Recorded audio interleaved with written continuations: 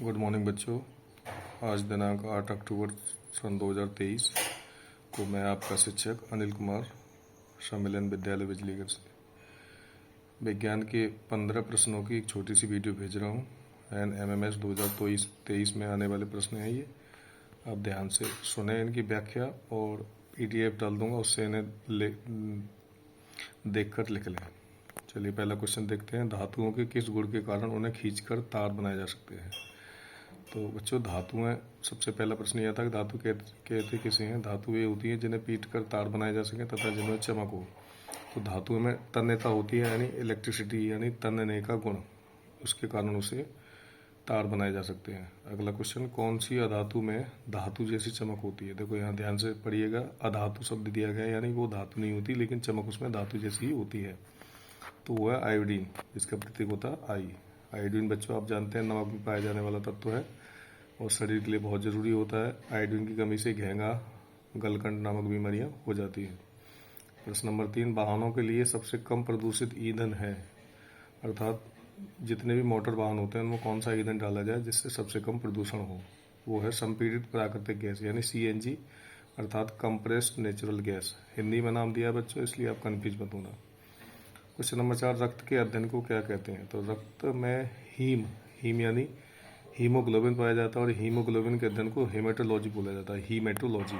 ध्यान रखना इसी शब्द से हेमेटोलॉजी बना है। अगला क्वेश्चन नंबर 6, पचे हुए भोजन में से जहरीले पदार्थों का चूषण कौन करता है? अर्थात जो हमारा कायम होता है बच्चों, मैंने बताया था, जो मुंह में चबाए हुआ पतला भोजन होता है उसे कायम बोलते हैं। वो भोजन जब अमाशय के बाद छोटी आंत में ट्रेवल करता है तो उसमें जितने भी जहरीले पदार्थ होते हैं अमाशय के बाद, उस लीवर जो होता है हमारा यकृत, वो उसका अवशोषण कर लेता है, चूषण कर लेता है। यहाँ बच्चों बता दूं मैं, लीवर हमारे शरीर का ऐसा अंग है जो जितने भी जहरीले पदार्थ हम शरीर में उतारते हैं, वो बीड़ी सिगरेट का धुआं हो, वो दारू या अल्कोहल हो या भांग का नशा हो, कोई भी जहरीला पदार्थ हम खाते हैं जो हमारे शरीर के लिए अच्छा नहीं होता, उसका अवशोषण लीवर ही करता है। तो लीवर शरीर का सबसे बड़ी अंग होता है, अंदरूनी अंग, जो कि बहुत महत्वपूर्ण अंग भी होता है। अगला क्वेश्चन देखिए, मानव शरीर की किस ग्रंथि को मास्टर ग्रंथि कहा जाता है? मास्टर ग्लैंड या मास्टर ग्रंथि। तो ये मास्टर ग्लैंड, पीयूष ग्रंथि को मास्टर ग्लैंड कहा जाता है। क्वेश्चन नंबर 8 देखेंगे, स्त्रियों की नसबंदी को क्या कहते हैं बच्चों? तो ट्यूबेक्टोमी एक शब्द होता है जो स्त्रियों की नसबंदी के रूप में प्रयोग किया जाता है। तो नसबंदी यहाँ आपको बताते चलूँ कि ये एक ऐसी सुविधा है जिससे परिवार नियोजन में सहायता मिलती है, अर्थात परिवार को आगे नहीं बढ़ाया जा सकता। तो पुरुष नसबंदी भी होती है और स्त्रियों की नसबंदी भी होती है। अगला क्वेश्चन देखें, मायोग्लोबिन। मायोग्लोबिन एक पदार्थ होता है, उसमें कौन सी धातु पाई जाती है? तो मायोग्लोबिन में कॉपर पाया जाता है, Cu। अगला क्वेश्चन नंबर 10, ऊंचाई पर चढ़ने पर RBC की संख्या पर क्या असर पड़ेगा? अधिकतर परीक्षाओं में यह प्रश्न पूछा जाता है बच्चों कि जैसे जैसे हम ऊंचाई पर चढ़ते हैं तो हमारे रक्त में लाल रुधिर कणिकाओं की संख्या पर क्या असर पड़ेगा? तो इसका आंसर है वो बढ़ जाएंगी और उससे ही हमारा ब्लड प्रेशर भी बढ़ जाएगा। हृदय की धड़कन नियंत्रित करने के लिए कौन सा खनिज आवश्यक है? तो ये नया क्वेश्चन है। पोटेशियम, जिसका प्रतीक K होता है, वो हमारी दिल की धड़कनों को नियंत्रित करने में सहायक होता है, ये रक्त में घुला रहता है। क्वेश्चन नंबर 12, दांतों की विकृति के लिए कौन सा तत्व जिम्मेदार है? दांतों की विकृति से मतलब है टेढ़े मेढ़े दांत होना या टूटे फूटे दांत होना या काले पड़ जाना। इन सभी के लिए फ्लोरीन जो होता है तत्व, वो दांतों के लिए अति आवश्यक होता है। फ्लोरीन की कमी के कारण ये सारे रोग हो जाते हैं। अगला क्वेश्चन, आयोडीन का सर्वोत्तम स्रोत है शैवाल। तो एल्गी जो होते हैं उनसे आयोडीन प्राप्त की जाती है, शैवाल। और शैवालों के अध्ययन को बच्चों कहते हैं फाइकोलॉजी। ध्यान रखना, माइकोलॉजी शैवालों का अध्ययन कहलाता है, फाइकोलॉजी कहलाता है कवकों का अध्ययन।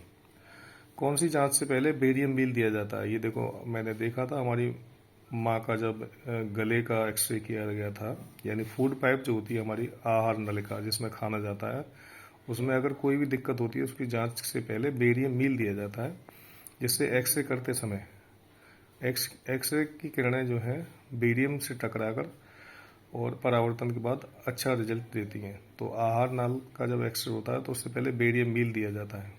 गुलाबी कलर का ये पदार्थ होता है, ये पीने का जो पेशेंट को दिया जाता है। अगला क्वेश्चन है, टाइफाइड किस जीवाणु से होता है? टाइफाइड बहुत ही खतरनाक बीमारी है बच्चों। साल्मोनेला टाइफी एक जीवाणु होता है जिससे ये टाइफाइड होता है। तो उम्मीद है इन प्रश्नों से आपकी परीक्षा में काफ़ी मदद होगी। इसका PDF मैं ग्रुप में सेंड कर दूंगा। आप सभी बच्चे इन्हें लिखें, NMMS वाले बच्चे भी लिखें और PMSSC योजना वाले बच्चे भी लिखें। PMSSC योजना वाले बच्चों के लिए सूचना ये है कि जल्दी ही आपके जो फॉर्म हैं वो ऑनलाइन करे जाएंगे। तो जो बच्चे पहले आवेदन नहीं कर पाए थे वो भी इसमें आवेदन कर सकते हैं। जनरल कैटेगरी और OBC कैटेगरी के बच्चे, केवल जनरल और OBC कैटेगरी के बच्चे। और मैं चाहूँगा बच्चों कि क्योंकि इसमें परीक्षा नहीं है तो अधिक से अधिक आप आवेदन करें।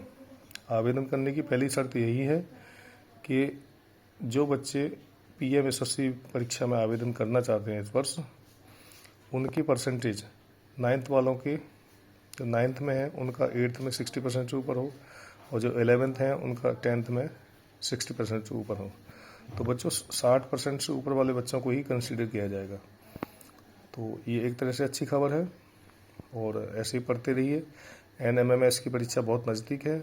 जो बच्चे लास्ट ईयर परीक्षा पास कर चुके हैं और NMS पोर्टल खुल चुका है, NSP पोर्टल, वो अपने डॉक्यूमेंट अपलोड कर दें ताकि मार्च के लास्ट में उनका वजीफा एक मुश्त आ जाएगा।